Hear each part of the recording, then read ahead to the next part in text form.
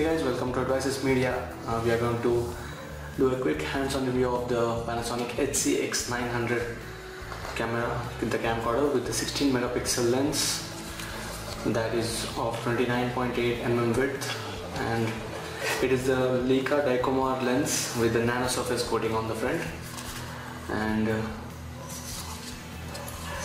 this camcorder has got a pretty good size that's quite larger than a few other camcorders, and this has got a 1080p full HD video recording.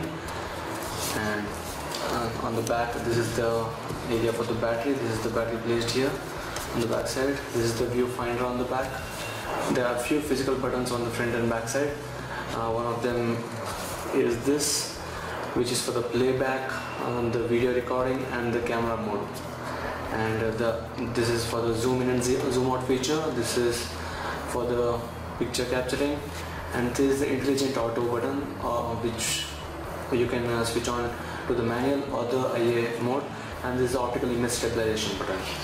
So switching this on would make the videos a bit more stabilized. And this is the camera function button.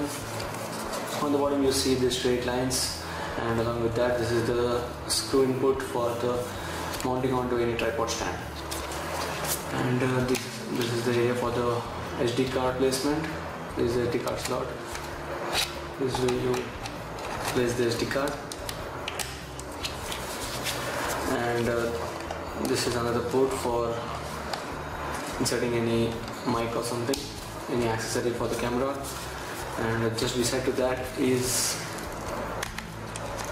this area for the 3.5mm headset jack for the microphone and the headphone.